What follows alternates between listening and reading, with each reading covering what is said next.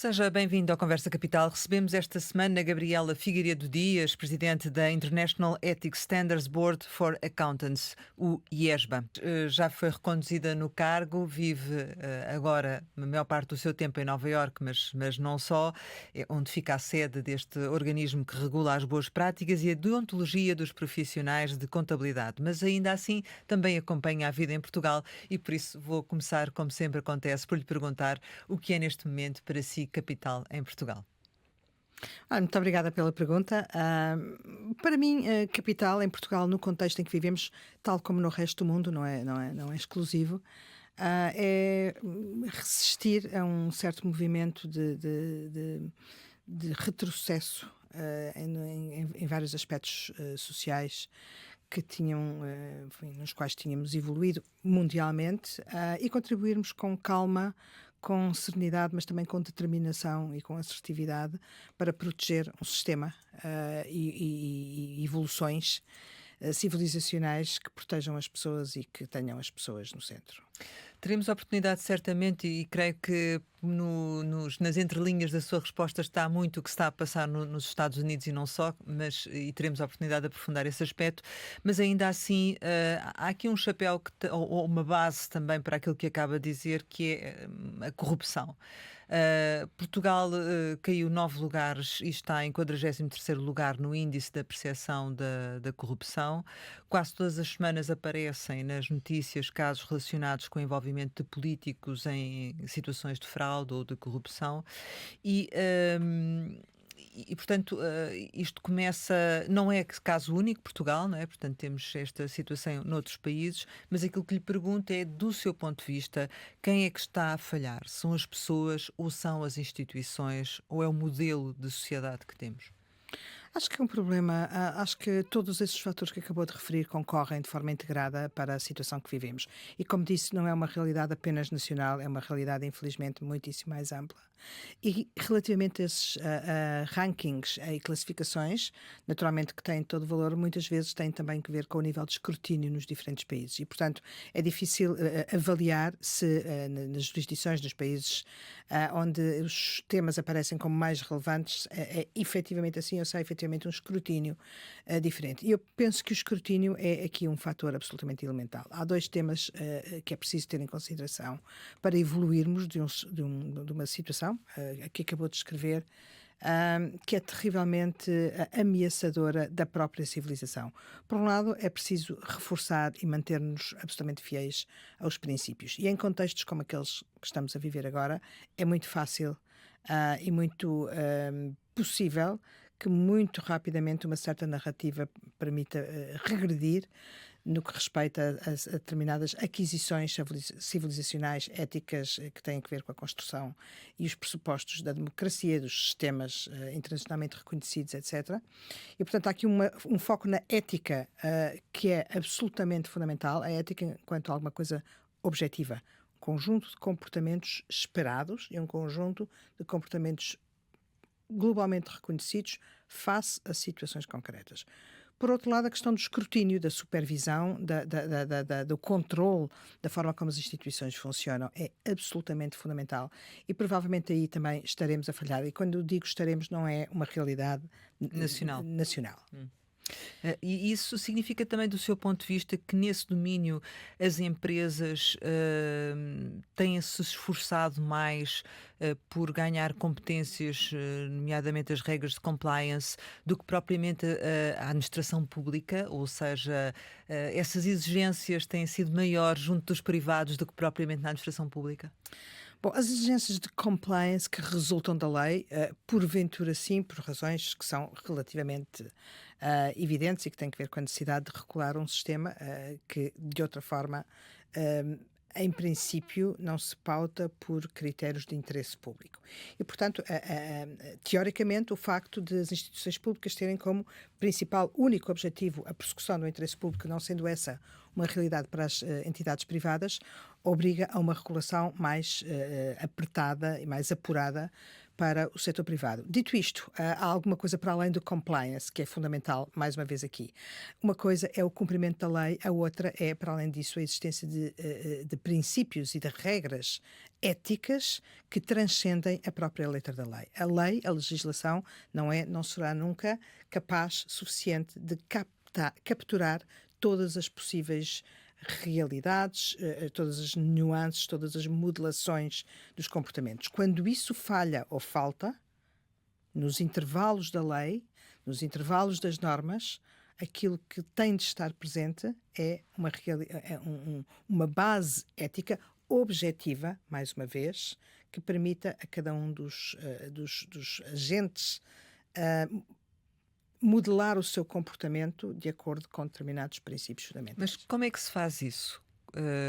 Ou seja, é preciso orientações políticas nesse sentido, porque caso contrário também facilmente se ultrapassam limites, não é? Com certeza que sim. É preciso orientações políticas e, mais uma vez, é preciso uma consciência social, um escrutínio e uma capacidade crítica sobre os comportamentos que não se orientam nesse sentido. Há uma certa condescendência, por um lado, com comportamentos que não respeitam regras fundamentais de construção da sociedade, conflitos de interesse, proteção de bens públicos, etc. Há uma certa condescendência nesse sentido, há uma desvalorização dos mecanismos de escrutínio e de regulação, muitas das vezes, e não estou a falar em particular da realidade nacional, estou a falar de uma realidade mais ampla do que essa, que conduzem a esta situação. A condescendência, a vulgarização e a normalização de comportamentos não éticos determina resultados muito complicados. Dou-lhe um exemplo, por exemplo, na área fiscal. Em muitos países, e não vou agora concretizar, e o nosso porventura não será porventura um deles, há uma normalização de comportamentos não éticos no que respeita ao cumprimento de normas fiscais, ao cumprimento de obrigações, deveres tributários, que depois determina uma generalização de incumprimentos e de desrespeito por um sistema que, para funcionar adequadamente, tem de pressupor o cumprimento dessas regras, que depois determina e resulta naquilo que conhecemos. Mas de onde é que parte essa desvalorização? É da própria sociedade? É dos agentes responsáveis? É dos governos? Eu diria que há uma responsabilidade partilhada aqui. Há uma responsabilidade partilhada.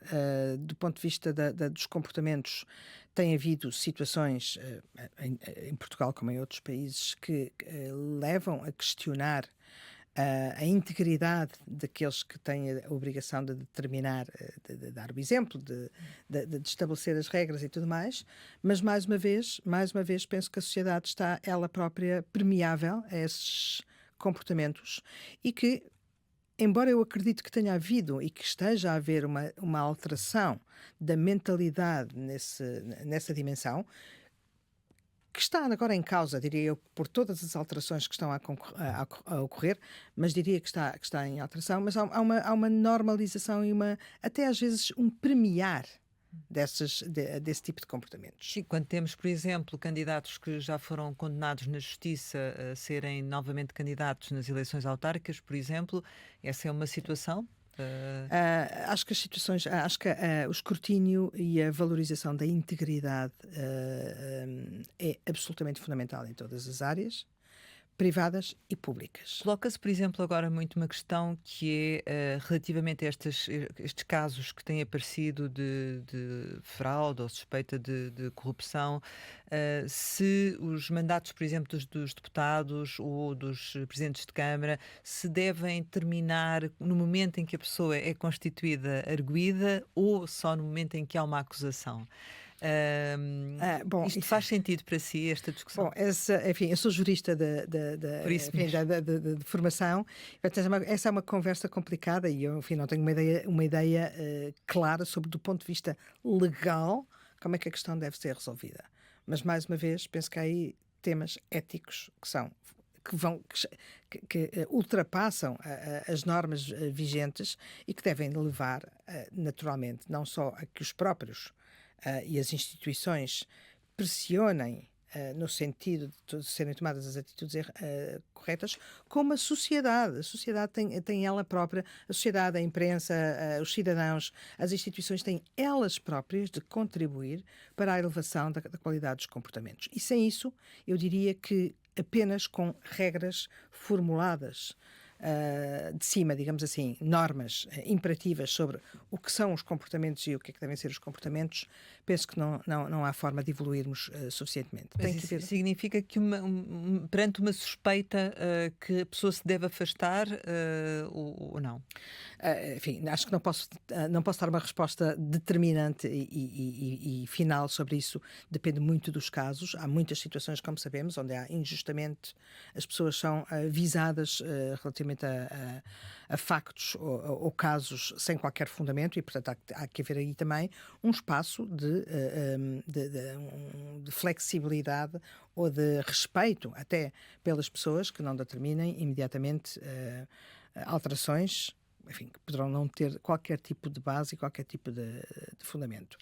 Mas entre uma coisa e outra, há um espaço demasiado grande relativamente ao qual eu acho que não está a ser feito tudo aquilo que devia ser feito.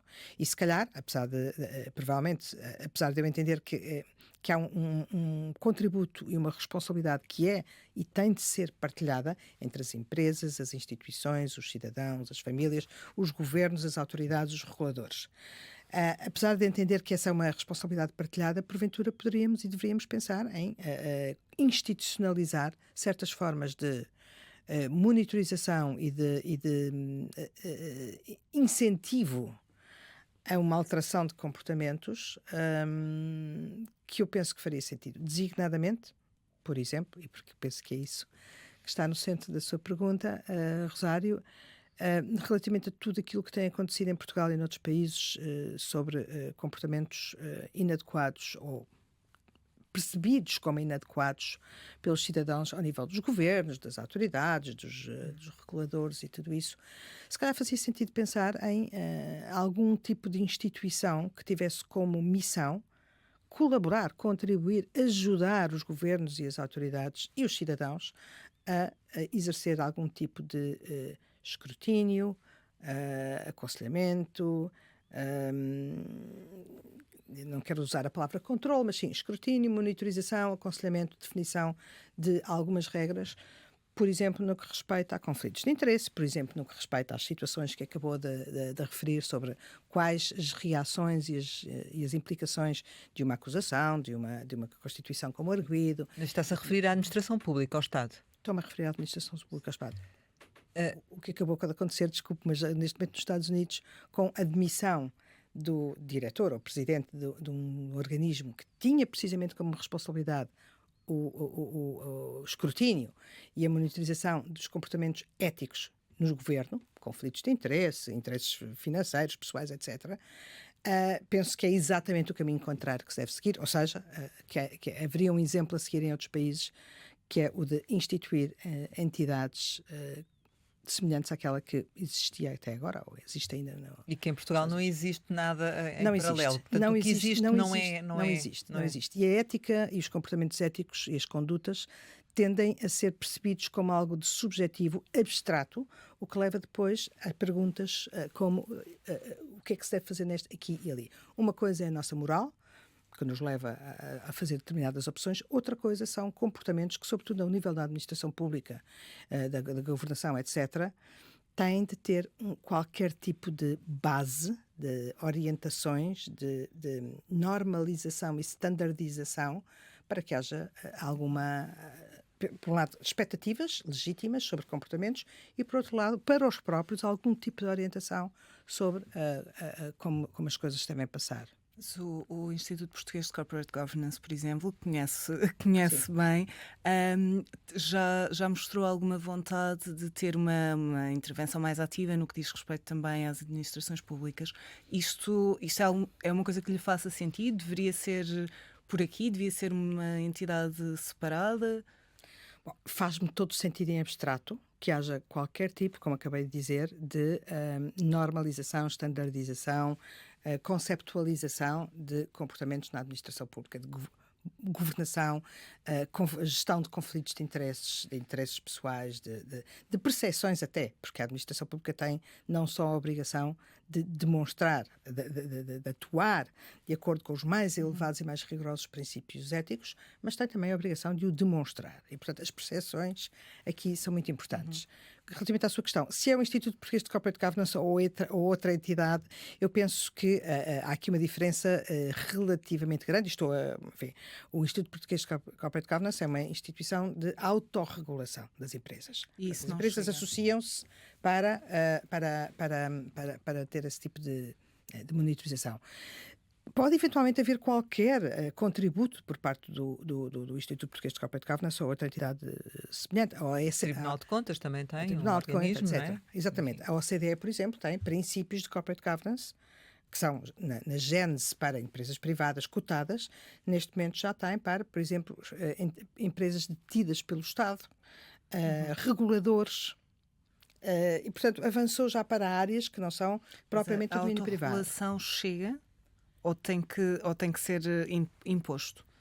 Relativamente a este tipo Bom, se estivermos a falar das empresas e do setor privado, a autorregulação será sempre um passo em frente muito significativa e a adesão, como disse, o movimento bottom-up é muito importante. A adesão das empresas e do setor privado a esse tipo de mecanismos e de sistemas, a instituição de sistemas de gestão de risco interno, de controle de riscos, até de desculpem a expressão, enforcement, de aplicação efetiva de reações a comportamentos inadequados no seio das empresas. A autorregulação é importante, é até bastante importante quando funciona bem, na medida em que parte de uma adesão dos próprios. Se é suficiente, não sei.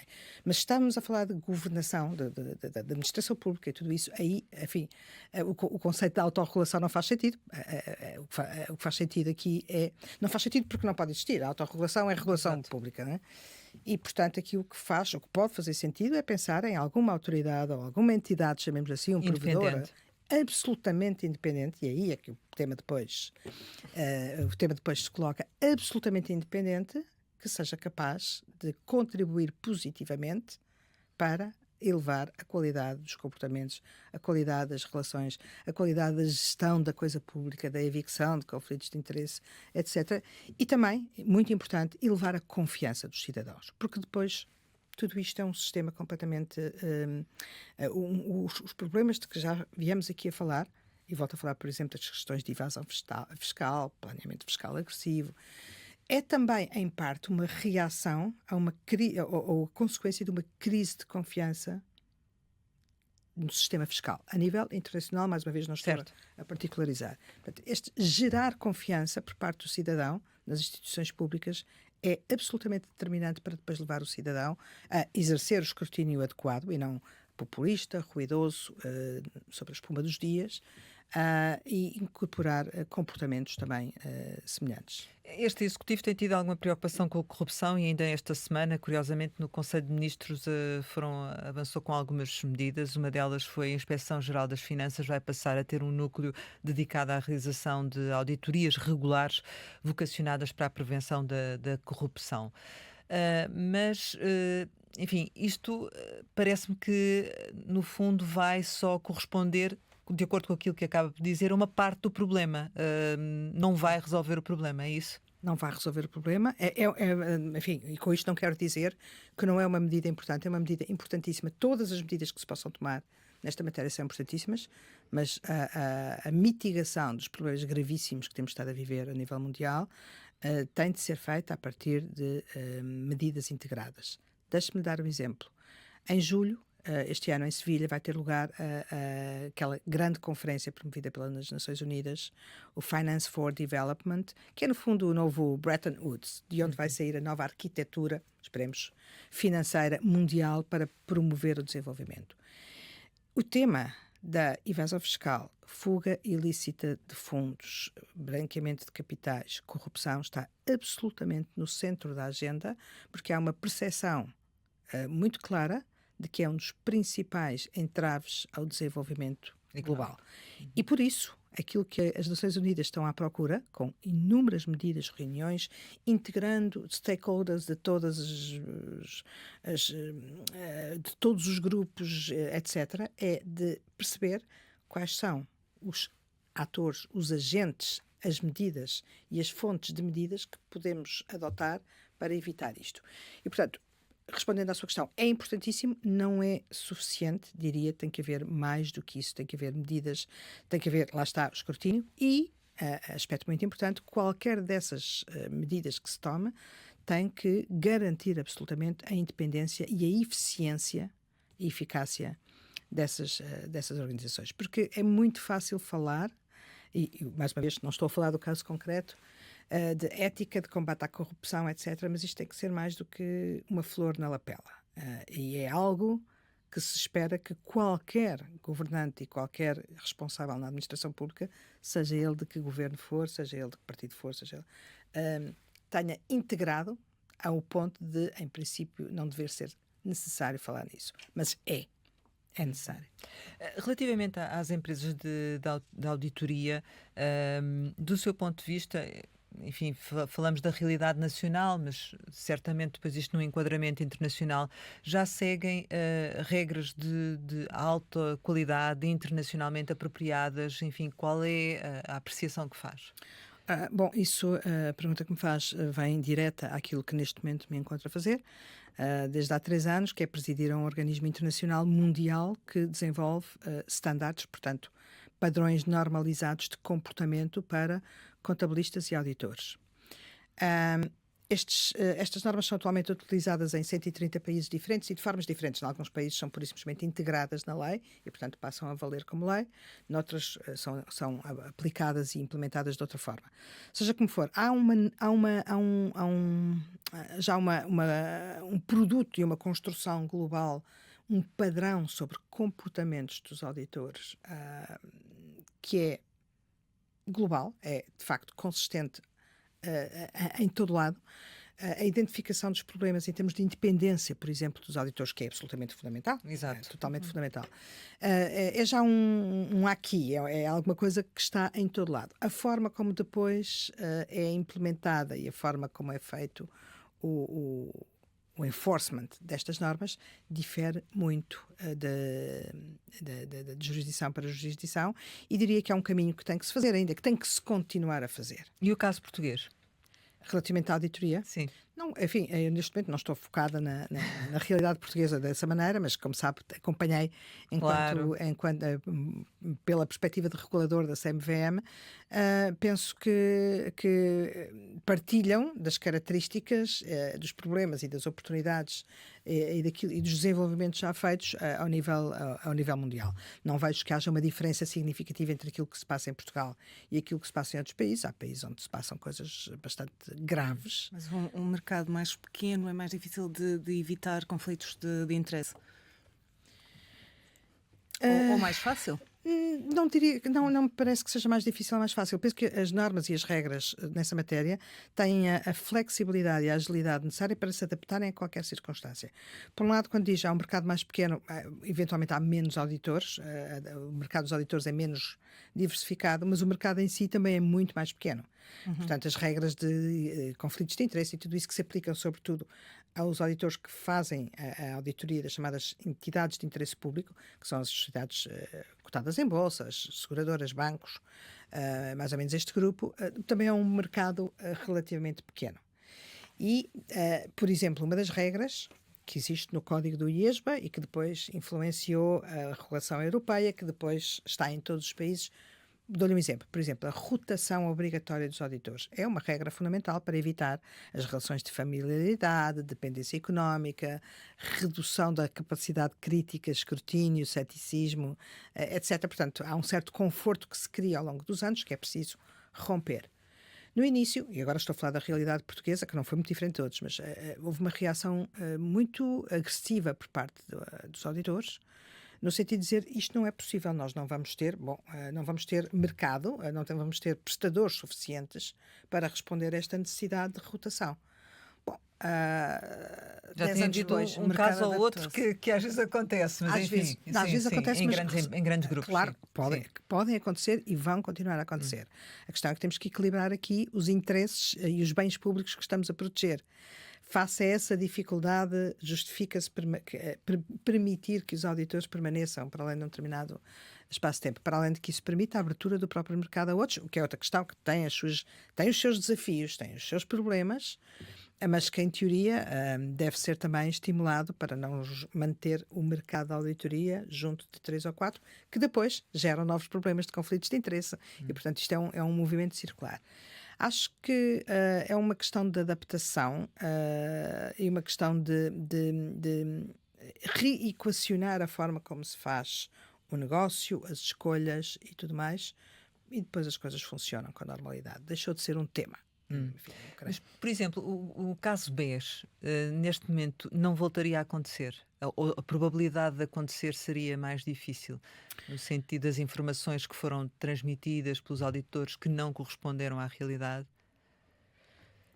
não, neste momento, ou seja, a pergunta é depois do Passados regulamento. estes anos todos, desde que temos... Com as mudanças na regulação que houve desde Exato. As então, mudanças não é? na regulação aconteceram enfim, no final já do caso BES, e sim, eu penso que com as mudanças que aconteceram, sobretudo em relação à regulação europeia, depois transposta para os diversos países, e com um elemento que me parece que foi absolutamente fundamental, que foi a instituição obrigatória de autoridades de supervisão independentes, públicas, sobre a auditoria, não posso dizer que não teria acontecido, poderia ter acontecido, mas penso que a possibilidade de acontecer seria mais limitada, dependendo também da atenção do regulador àquilo que está a acontecer.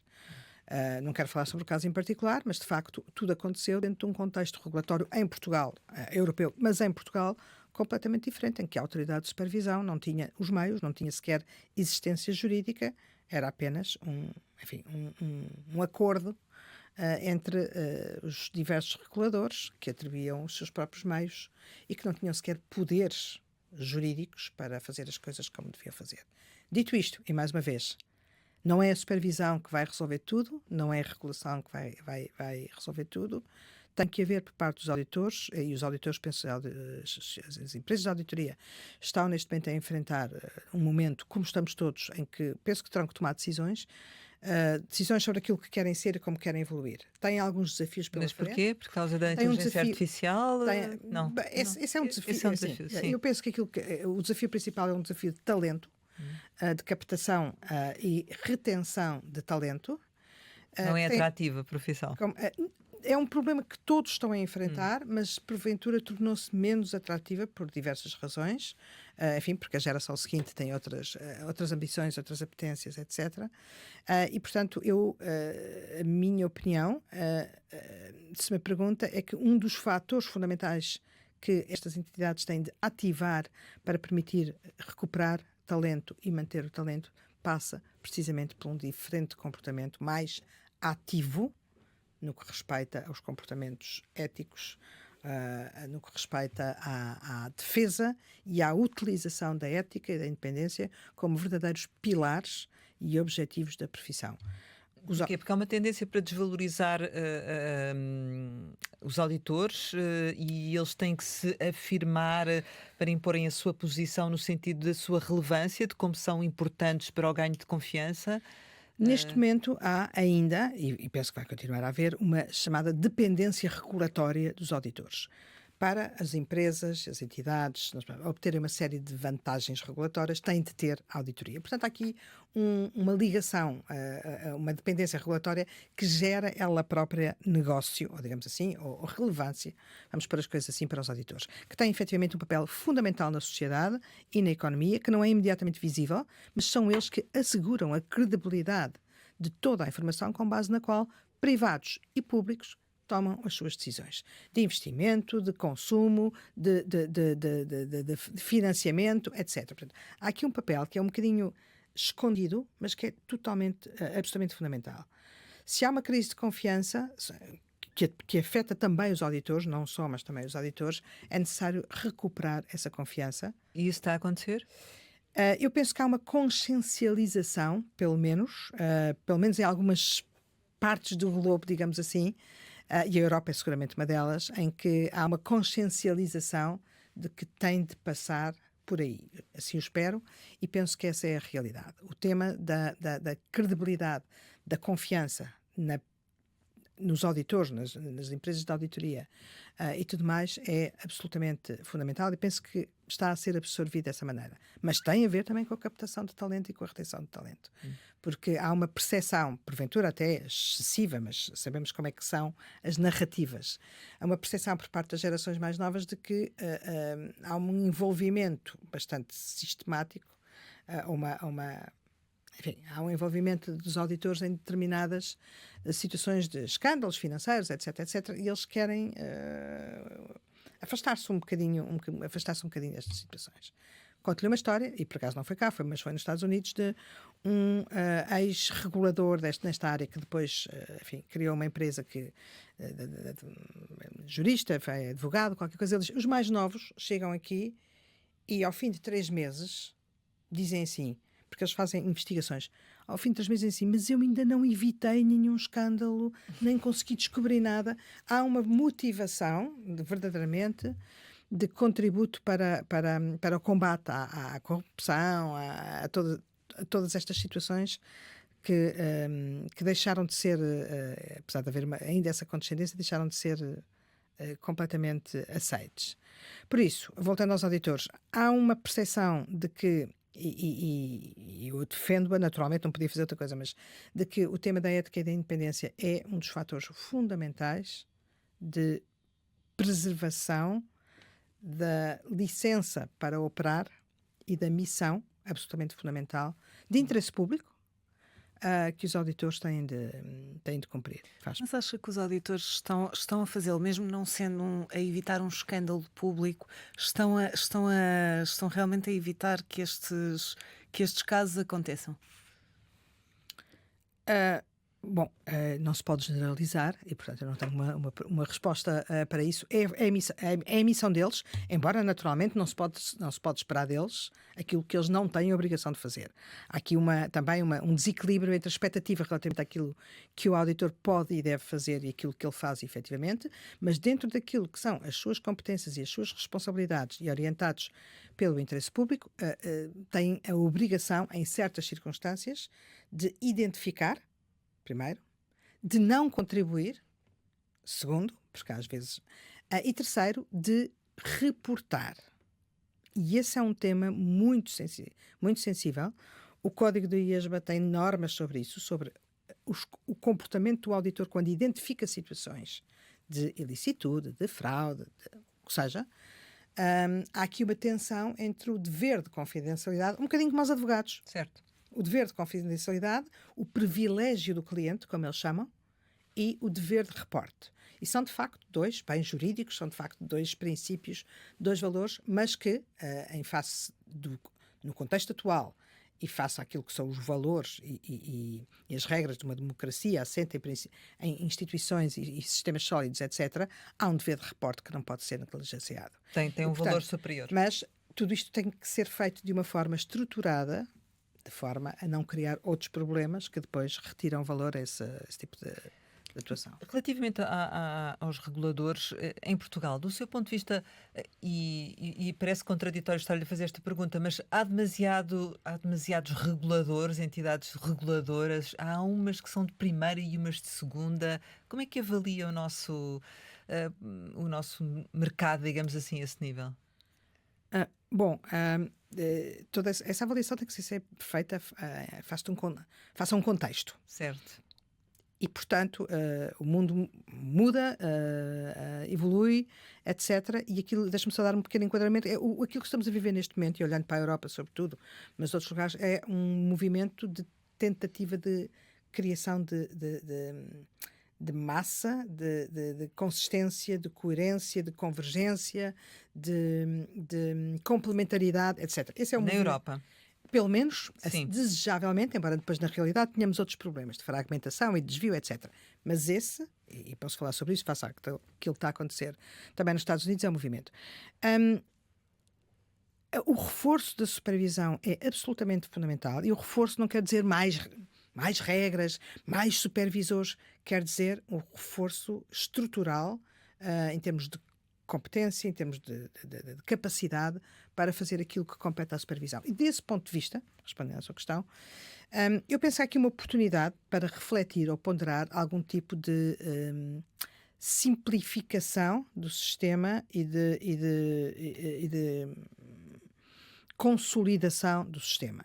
O que é que eu quero dizer com isto? Que, independentemente dos muitos reguladores que existem nas diversas áreas, etc., acho que há espaço e oportunidade para simplificar, juntar, e, portanto, acho que, por exemplo, no setor financeiro, a ponderação de um regulador único, acho que é uma hipótese. Acho que somos um país muito pequeno. Porque ficaríamos mais fortes, é isso? Acho que ficaríamos mais fortes e mais coerentes.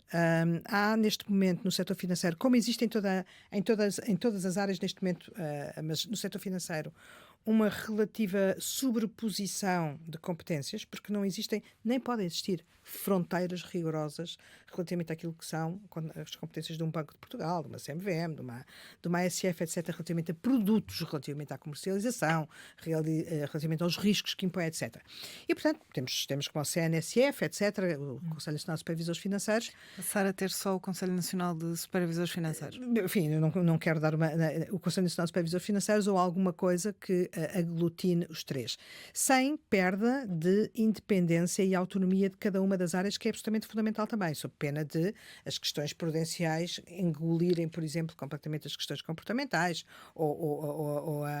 enfim, há aqui temas que têm que ser tratados, mas há países que têm exemplos que funcionam muito bem mesmo, de uma autoridade que partilha serviços, por exemplo, partilha a administração ao mais alto nível, e depois tem 3 boards, digamos assim, autónomos, que fazem a supervisão dos bancos, dos mercados. Mas o que é que ganhávamos com isso? Ganhávamos, desde logo, capacidade, porque juntar a capacidade de 3 em 1 permite uma série de sinergias, de simplificações de funções, de partilha, etc., sobretudo nas áreas de back-office. Ganhávamos coerência. Houve situações no passado, enfim, algumas que puseram em causa a consistência e a coerência de informação, desde logo, e decisão por parte de diferentes autoridades. Ganhávamos uma capacidade de atuação e pensamento integrado e e isto é fundamental, contribuição a nível europeu muito mais robusta do que aquela que temos atualmente com representações segregadas, não coordenadas e por aí fora. E isso leva-me a outra questão, que é se essa é a tendência ou deverá ser a tendência na Europa, daquilo que é o seu conhecimento. Bom, não sei se existem muitos casos já com essa. Bem sabemos, isso também passa pela questão europeia, não é? Claro, pela forma... claro, embora aqui também entrem algumas questões locais. E, por exemplo, a dimensão é fundamental, é um elemento fundamental. Quer dizer, num país com uma dimensão muito pequena, haver 3 reguladores hoje, se calhar foi importante, no momento em que era necessário focar especificamente em cada uma das áreas para desenvolver competência, conhecimento, abordagem, tudo isso, mas há um momento em que deixa de fazer muito sentido, provavelmente, ou pelo menos tudo isto devia ser considerado. Devia pelo menos ser ponderado e ser feito um trabalho sobre a avaliação da possibilidade de um regulador único, com, repito, regras de autonomia e de funcionamento segregado de cada uma das áreas.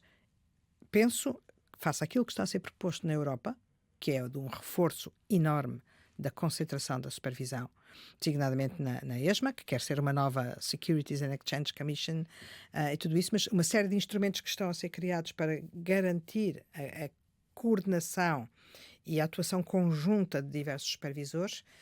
Penso que esse é o caminho inevitavelmente mais cedo ou mais tarde.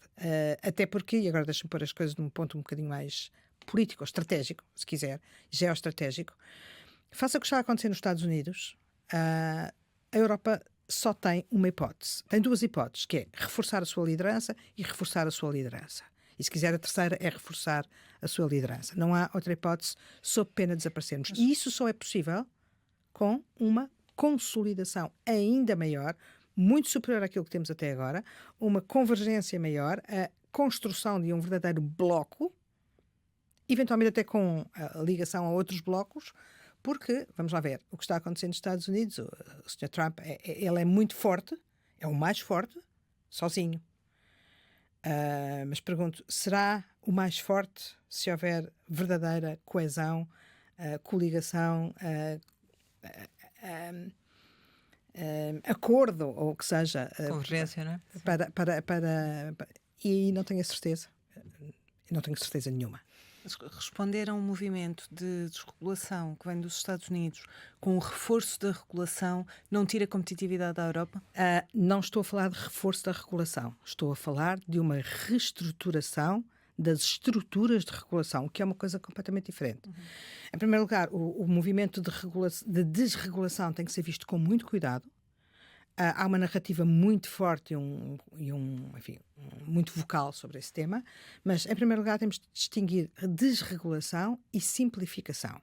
E, felizmente, até agora, o que tenho ouvido por parte da Europa, e penso estar relativamente bem informada, é que as entidades responsáveis estão focadas, sobretudo, na simplificação, mais do que na desregulação. Não estou a dizer que não vai acontecer alguma desregulação, e alguma até pode ser razoável.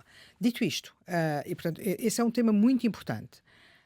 Desregulação, desregulação é uma coisa, não significa que a tenhamos de seguir, e é preciso olhar para isso com muito cuidado, porque vamos lá ver. É um risco à estabilidade financeira? É um risco à estabilidade financeira, é um risco para as empresas. E algumas estão já a sinalizá-lo. Porque é uma alteração dos padrões, ou pode ser, dependendo do que for. Claro. Do que for. Pode ser uma alteração dos padrões, dos sistemas, da base de funcionamento do próprio sistema, que gera um nível de disrupção enorme. Repare, por exemplo, agora em relação à questão da sustentabilidade, que é que tem estado mais no centro, as narrativas mais dominantes dizem está toda a gente de acordo com a eliminação de regras, a simplificação, etc. E alguma terá de haver, e será razoável, e isto é um movimento normal, já poderei explicar porquê, mas, por exemplo, na semana passada, penso eu, houve os 37 maiores fundos de pensões e fundos de investimento europeus enviaram uma carta à Comissão Europeia a dizer cuidado com o que estão a fazer, porque há um risco não é com o que estão a fazer, com o que pretendam fazer. Sim. Porque há um risco de disrupção enorme. Respondendo à sua questão, Leonor, desregulação é uma coisa, e regulação é uma coisa, reforço, ou nem sequer é uma questão de reforço, é uma questão de melhor estruturação para mais eficiência e mais eficácia do sistema, da arquitetura e das estruturas de supervisão. Portanto, estamos a falar de coisas muito concretas. Estamos a falar da estrutura, da infraestrutura que depois permite a regulação e a desregulação e a supervisão e tudo isso. E aí eu penso que há sinergias e oportunidades de maior eficiência, maior eficácia, que, visto do meu ponto de observação atual, me parece bastante evidente.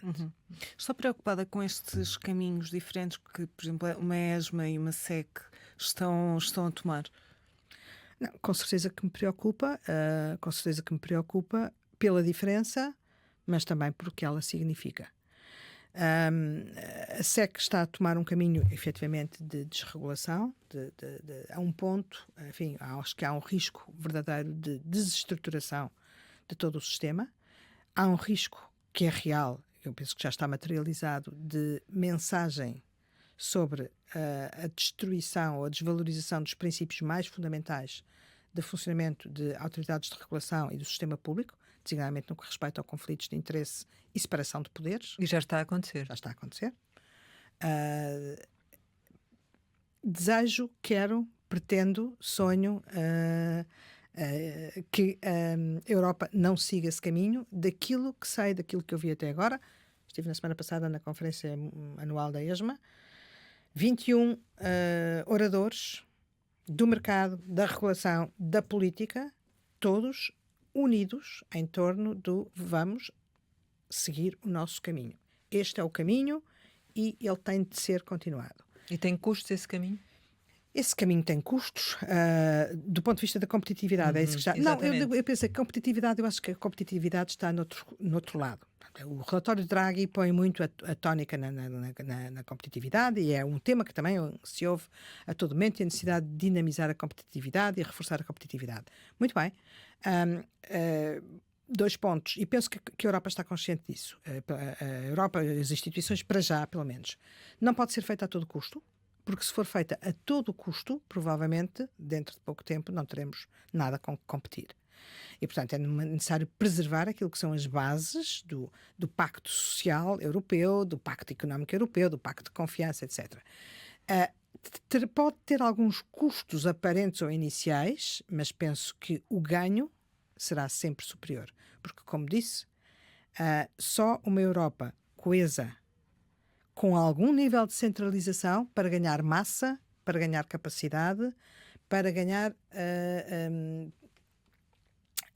dimensão e uma liderança muito forte e muito assertiva é que permitirá preservar aquilo que temos, a Europa que temos, face a uma ameaça que está instituída de retrocesso verdadeiramente e destruição, acho que se pode dizer, das bases sociais, dos principais princípios que estiveram sempre na base e estão do projeto europeu, do qual tenho devo dizer, um enorme orgulho, e vistas as coisas ao fim de 3 anos numa perspectiva diferente, ou seja, visto de fora, essa noção acentuou-se de uma forma muito, muito, muito clara. O que está a acontecer, por exemplo, nos Estados Unidos com o encerramento súbito da USAID, portanto toda a ajuda humanitária internacional, penso que aquilo que é o pensamento europeu e os princípios europeus nessa matéria são o contraponto e o contrabalanço absolutamente fundamental para não pôr em causa todas as bases e estruturas de uma sociedade global. Relativamente aos Estados Unidos e àquilo que tem sido a atuação de Trump, penso que, enfim, os alicerces daquilo que falava inicialmente do que tem que ser a ética estão a abanar por completo. Vê-se, por exemplo, no caso da presença de empresários como Elon Musk na sala oval, com acesso à informação privilegiada, enfim, com intervenção efetiva naquilo que é o aparelho do Estado. Isto, até porque está muito presente agora, atualmente, nos Estados Unidos, portanto tem um conhecimento in loco, isto está a produzir efeitos, portanto está realmente já a ter consequências, não é? Está a ter consequências que eu acho que são terríveis, porque mais uma vez põem em causa tudo aquilo que sempre conhecemos como sendo as estruturas de uma sociedade democrática. O que há aí nessas situações são conflitos de interesse materializados de uma forma absolutamente evidente, tão evidente que há um risco também de normalização de situações e de conflitos de interesse que, por simplesmente, não podem coexistir com uma sociedade democrática, não podem sustentar o modelo social atual, etc.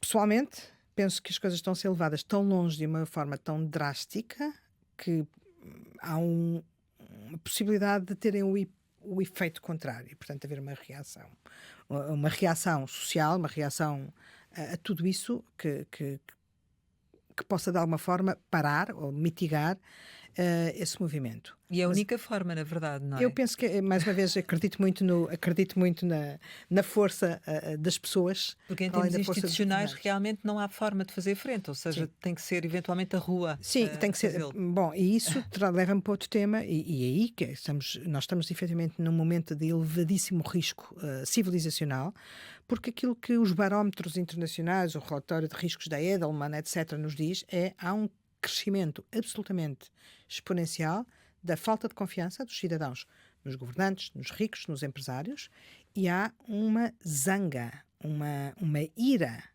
enorme que leva a que, eu penso que, não quero dar os números errados, mas que 60% dos inquiridos estariam dispostos a tomar medidas agressivas contra os governantes, os ricos, os empresários. Há uma percepção de que tudo isto está a acontecer contra uma parte muito substancial da população e dos cidadãos, de que há alterações políticas e ações que favorecem um grupo muito restrito da sociedade, E isso está, podem ver, o relatório da Edelman diz isto de uma forma muito clara. Há uma ira generalizada, uma zanga generalizada que está a determinar uma predisposição para formas agressivas de reação a esta situação. E, portanto, mais uma vez, a Europa tem aqui um papel absolutamente fundamental. É a esperança, diria eu, é a esperança, e isto é também a esperança para a Europa. Vamos ver as coisas pelo lado positivo. Nem tudo é negativo. Acho que está, face a esta crise, a Europa tem uma oportunidade única de se reafirmar e uma oportunidade única de exercer uma liderança fortíssima e de se afirmar como bloco, como sede da civilização. Neste projeto europeu e nesta nova Comissão, Portugal ficou com a pasta da poupança e o investimento na nova Comissão Europeia. Qual é a sua expectativa em relação a este trabalho de Maria Luísa Albuquerque? Espera que seja agora que avancem estas uniões da banca, do mercado de capitais e mesmo da poupança? A comissária Maria Luísa Albuquerque tem um desafio muito grande à frente dela, que eu penso que ela vai e está a enfrentar com grande competência. Não depende tudo dela, como é evidente. Todas essas evoluções e sucessos dependem de um conjunto muito integrado de ações. Dito isto, esta reconfiguração ou reformulação da União do Mercado de Capitais, feita recentemente, que agora é a União da Poupança e do Investimento, portanto, trazem o foco do mercado para o produto e para a ação e, portanto, pondo as pessoas mais no centro e menos a instituição e a infraestrutura. Penso que foi um avanço, mesmo se do ponto de vista material não alterou muitas coisas, penso que é um avanço muito grande e estou absolutamente segura de que há uma determinação muito grande por parte de Maria Luísa Albuquerque para fazer avançar esses projetos. Qual é o impacto para um país pequeno como Portugal e que na realidade tem pouca tradição de poupança e investimento no mercado de capitais? O impacto da União. Eu espero que seja muito grande. É um problema gravíssimo que temos a nível nacional. Somos o país porventura, com menos poupança a nível da Europa. Isso tem muitas causas e muitas consequências, e há muitos estudos e muita coisa já dita sobre isso, mas há uma necessidade de inversão desta situação absolutamente urgente. Totalmente urgente, sob pena, porque é uma questão de sustentabilidade do próprio sistema. E, portanto, qualquer avanço nesta medida e a reflexão que deve ser feita sobre ela, porque não basta haver uma união de mercado de capitais, nem uma comissária competente, capaz e determinada a fazer as coisas. É preciso que a nível local se perceba o que é que isso significa. E, portanto, o próprio mercado europeu, a própria administração e o mercado, nacional, deveria refletir sobre isto e procurar oportunidades. Penso, por exemplo, no setor dos fundos de investimento, que até corre bem em Portugal, tem estado a ter bons resultados, a crescer, etc.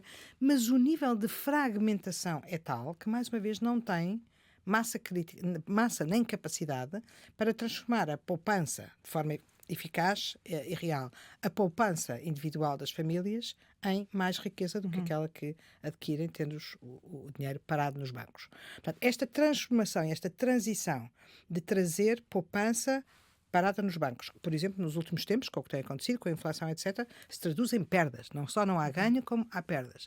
Trazer este dinheiro parado nos bancos para investimento, e investimento que seja aplicado de forma produtiva. E agora, com a descida da taxa de juros, pode ser uma Exatamente. oportunidade. Mas é preciso aproveitar essas oportunidades. Exato. É preciso sairmos de um modelo um bocadinho, às vezes, amador, se olhar, por exemplo, para o nosso mercado, e sem nenhum desmérito, e tudo o que se faça para o mercado funcionar é bom, mas, por exemplo, nos fundos de investimento, há milhares de fundos pequeninos, muitos deles que são coisas familiares, constituídas apenas para obter benefícios fiscais por parte das famílias ou por parte de pequenos grupos de pessoas.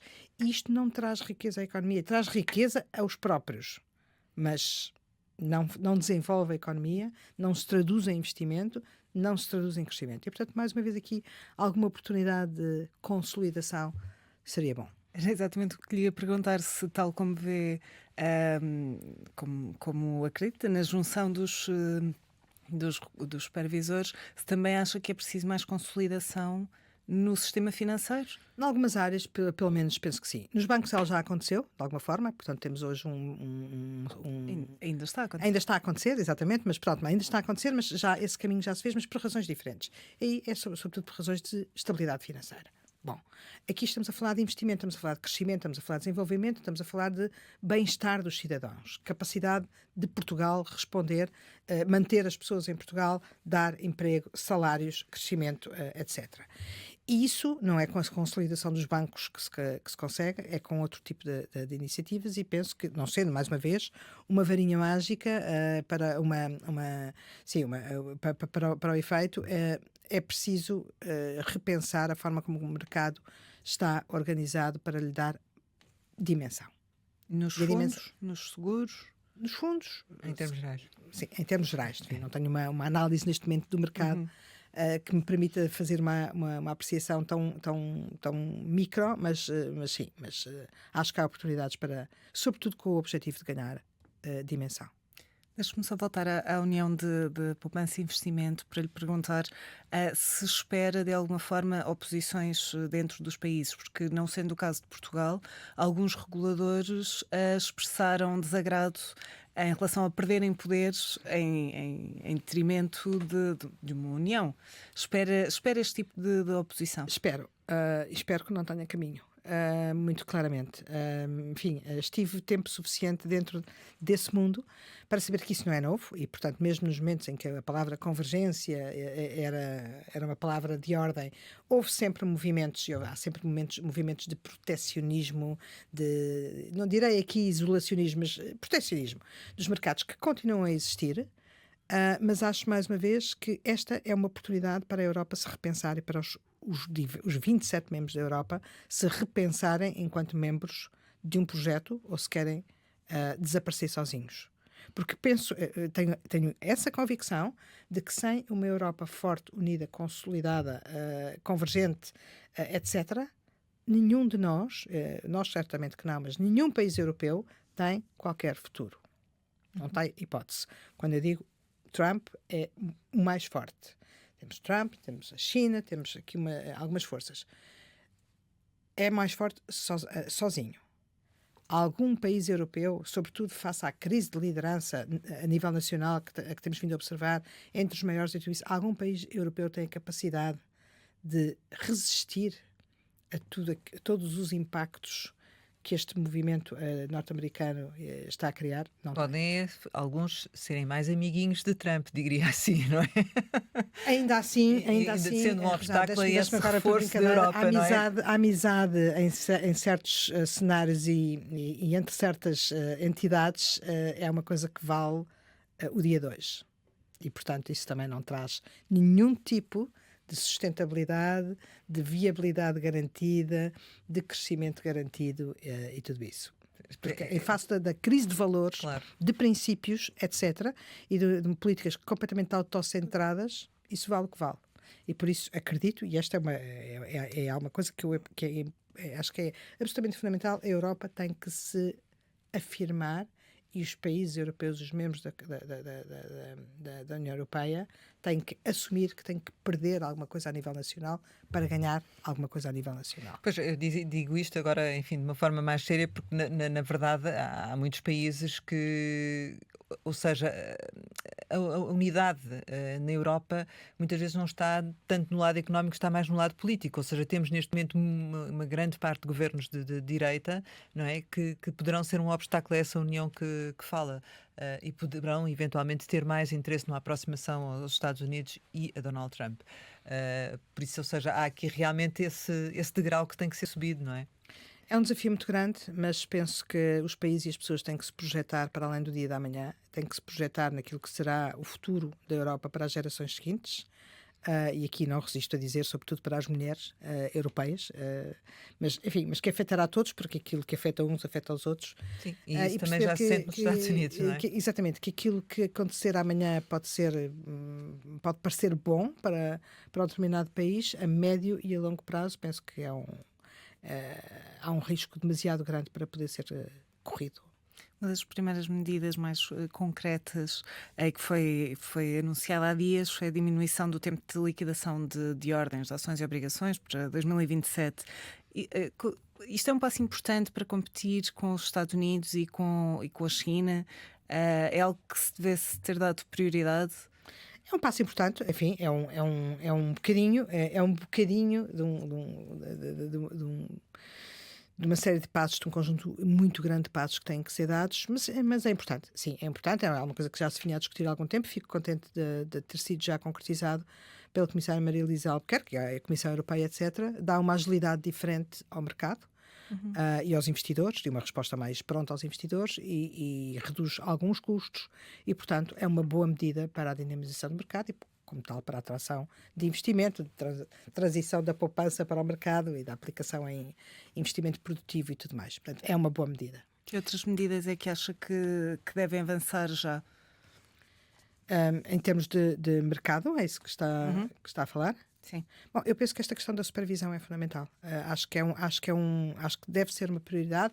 Claro que temos em curso todo este movimento de simplificação da regulação e eu sou pela simplificação. Repare, eu, no meu tempo na CMVM lancei um processo de simplificação da regulação enorme, enfim, e que penso que teve impacto.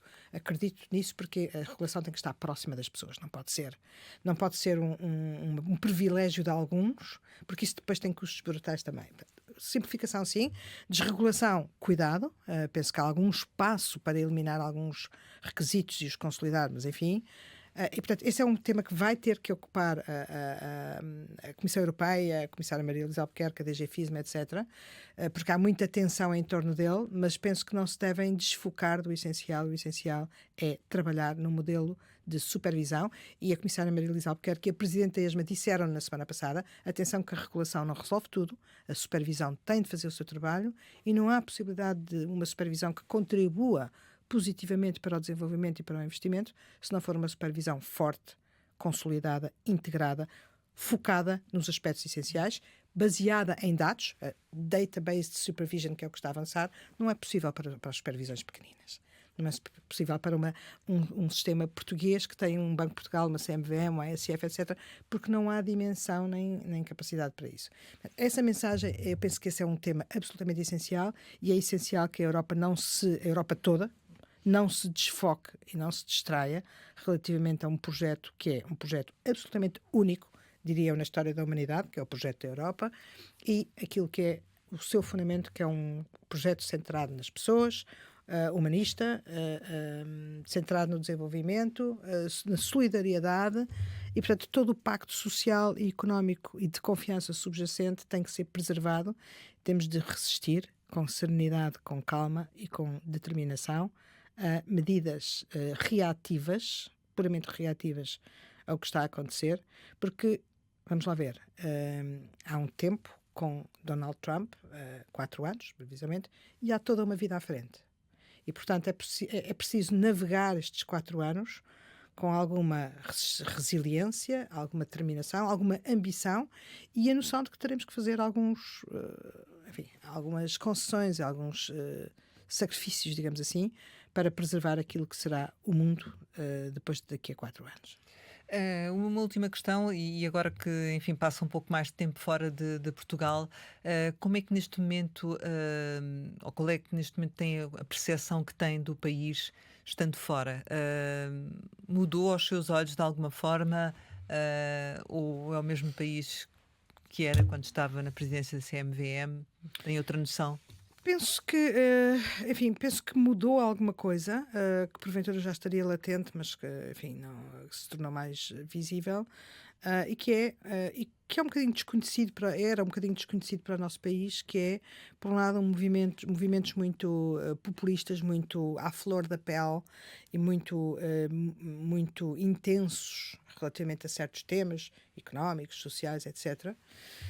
Isso penso que é um bocadinho novo neste país, que se fomos sempre um país de brandos costumes, em que havia coisas que nos incomodavam, mas acabávamos sempre por gerir as coisas com alguma tranquilidade, e penso que o sentimento neste momento é um bocadinho diferente, com alguns riscos por aí. Por um lado, temos um país com uma composição social e demográfica que mudou também ao longo dos últimos anos e que não é indiferente.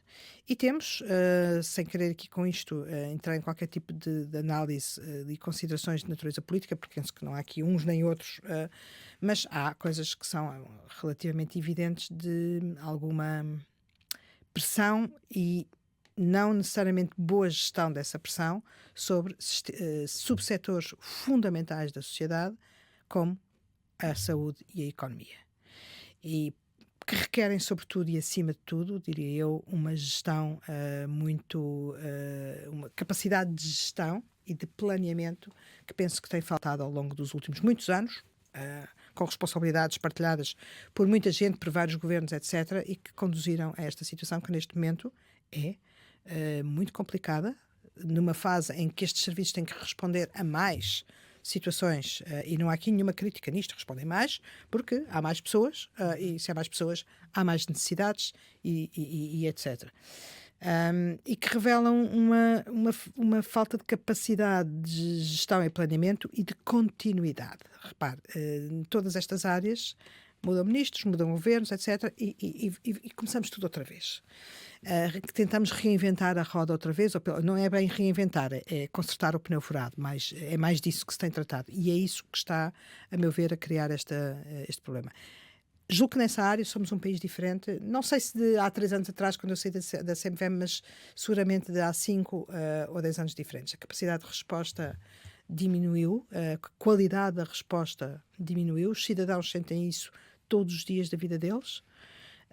Isso depois contribui para o tal sentimento de falta de confiança, de alguma zanga, que depois se traduz em outros tipos de comportamentos que geram eles próprios risco. E aí sim penso que mudamos.